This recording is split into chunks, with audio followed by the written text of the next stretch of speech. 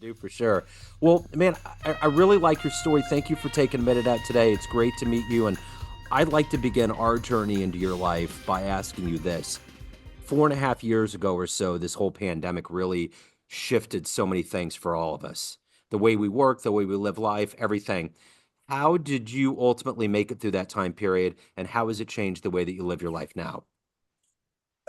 Well, from a business standpoint, our business is Royal Restrooms, and we've primarily always serviced the events industry and kind of that, you know, collective social gathering, I guess you should say. We went into a huge panic. I mean, all of our offices across the country, we were refunding people, we were canceling events. It was almost as if, do we need to go see a bankruptcy attorney?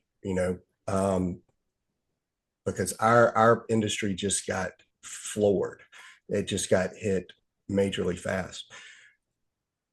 However, we came out on the positive end. It We transitioned our business to helping those that were more in need. We were able to set up facilities and areas for testing centers, for hospitals, for even media and TV outlets, so that they could bridge that gap of keeping things separate but also sanitary. So, talk to me a little bit about exactly what you do on a daily basis. I'm going to put you in front of a bunch of grade school kids. It's career day, and the kid in the back of the room is curious and is like, "Hey, what do you do for a living?" How do you answer him?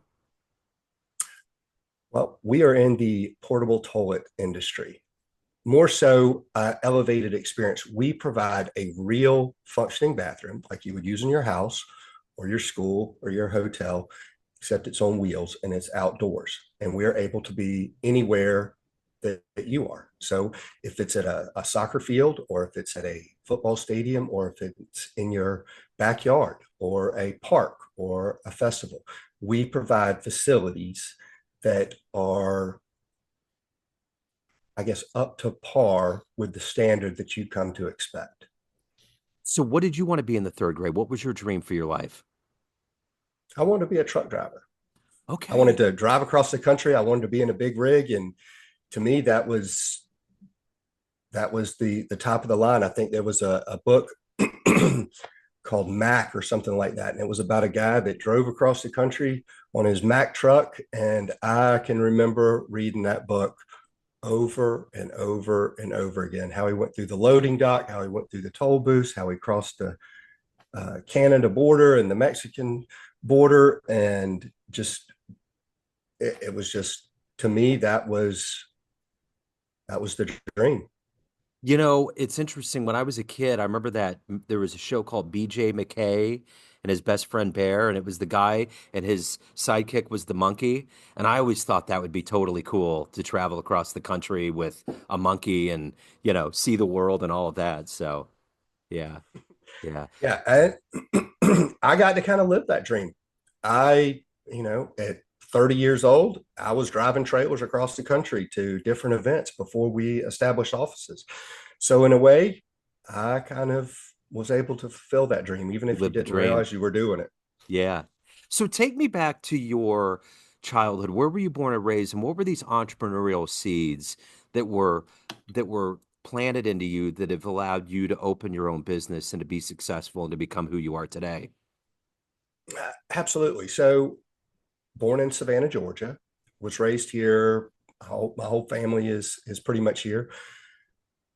Both of my grandparents, one owned a Vickery TV and appliance. They owned a appliance store. He started from the ground up. He repaired TVs and washer and dryers and stoves and turned it into a business. And on my father's side, they owned a series of drugstores. Ironically, my grandfather, he got his pharmacy license in Arizona with a 2 week degree. So my father became a pharmacist, followed in his kind of father's footsteps, except with a real degree. And I remember going to both of my grandparents at an early age, playing in the back, being behind the scenes, watching what they do. And I think it just kind of resonated that that was just how life was. You know, you Yeah. were supposed to kind of be your own person. But to further that journey, my father went back to medical school when I was in seventh grade, and we moved to West Virginia. He went to the West Virginia School of Osteopath in Lewisburg. So we had that transition period of where we were kind of just living small. It was a different lifestyle. We lived in a two-bedroom apartment with the five of us. So it in high school, if I wanted something, I had to get out and I had to make it. I had to go to work and I had to learn those ethics. And I learned from an early age that it didn't matter what the job was necessarily. You always took something away from it and applied it to the next job or to your daily life. In college, I had three different jobs. I made my way so that I could do the things that my peers were doing that maybe their parents supported them in. Uh, so it's a different lifestyle, but I was still in that same group. I wanted to be in that group, even if it took me just a little bit more. Growing up, no, I didn't intentionally start a business to own a business. My my path led me into becoming a commercial lender. So I got to see lots of people's businesses and I got to have a small, I guess, piece of their success. I got to bask in their glow and see what they did in their and with their families and the way they pitched back into community and how everything that they put into it, they got out of it. You know, the buck stopped with them. If they didn't put in it, they didn't get anything out of it. Well, that's kind of how Royal Restrooms started.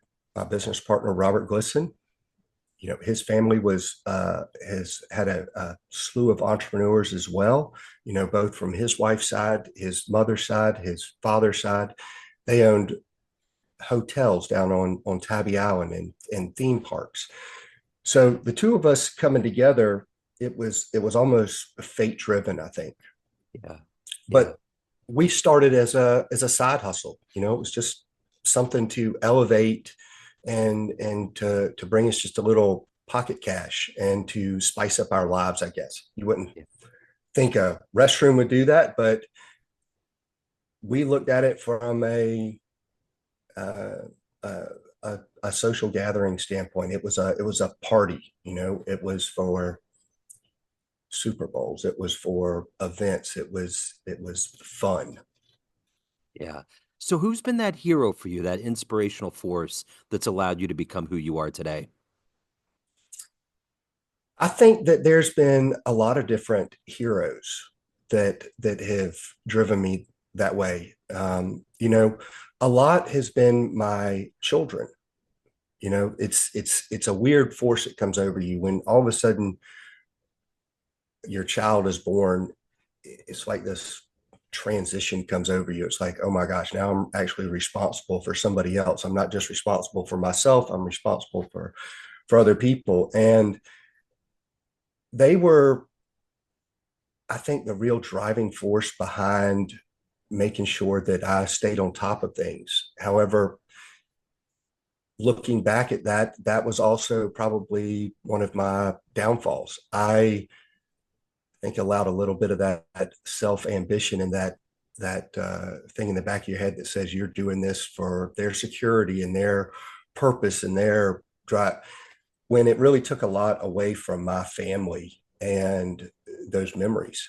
So one thing is you have to try to make sure that you have that balance. Uh, Today, my hero is probably my wife.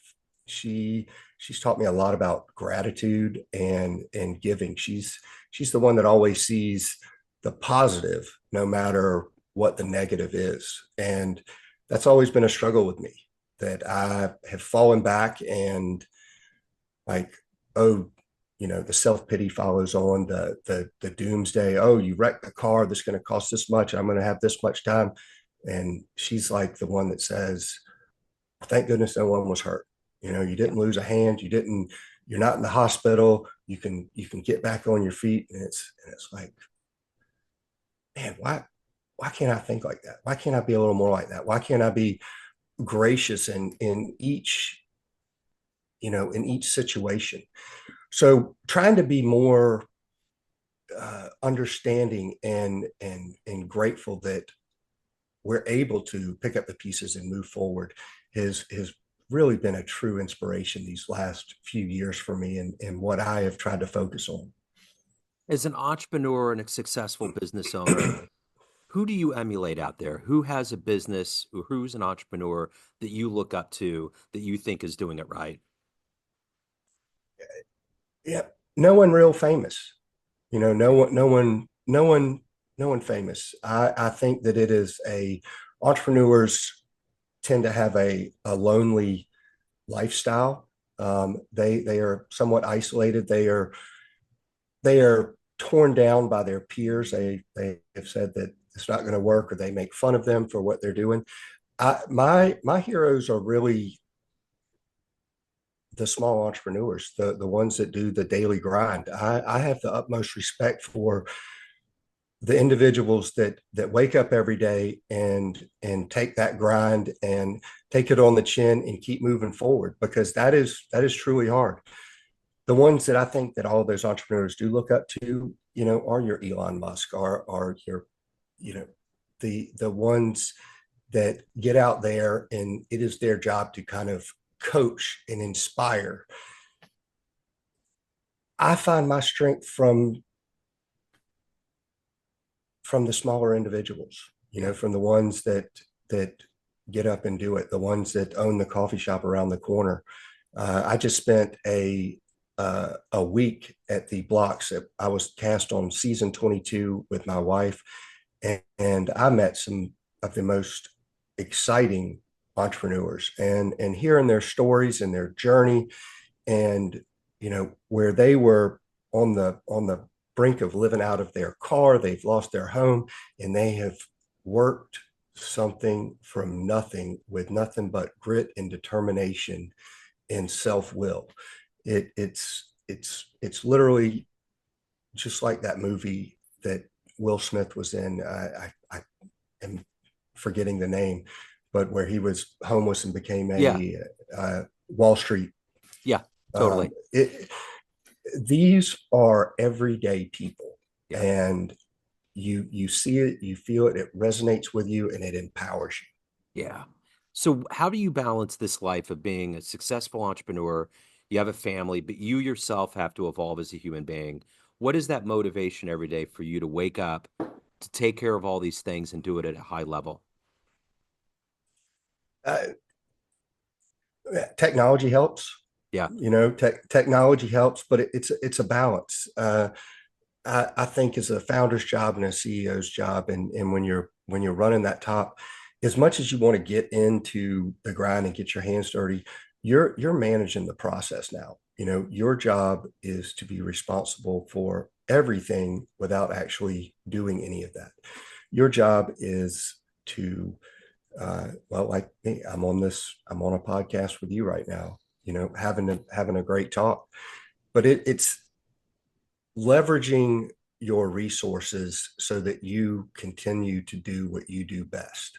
Yeah. And I'm a little bit more of a visionary. So I come up with these ideas, and I think about it, and I try to polish them. And then I need to move them down the line.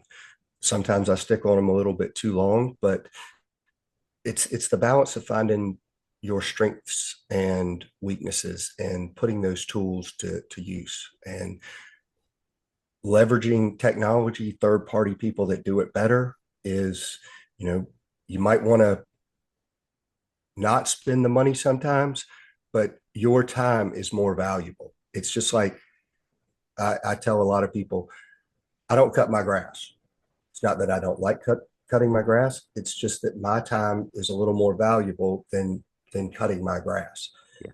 Um, I can get more accomplished. I can do more. I can achieve more without that. Now, if that's what I want to do for, my therapy and my you know my reset, that's a whole different story. But to prioritize things as simple as that will get you ahead in life.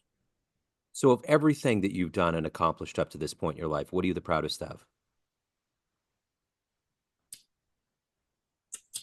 I think that because I'm still a good person.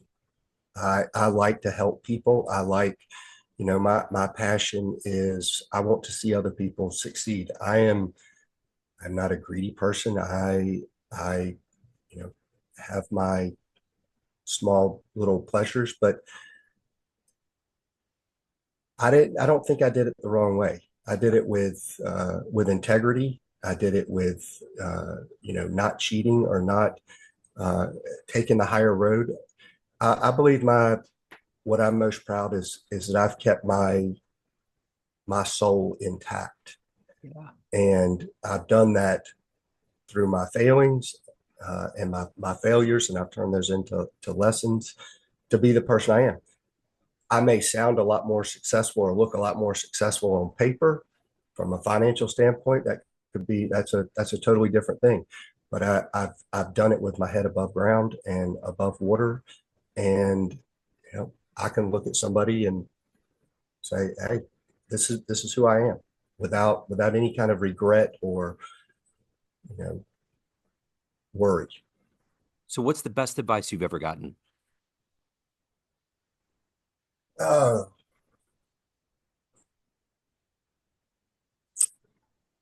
the best advice I've gotten was to celebrate my milestones.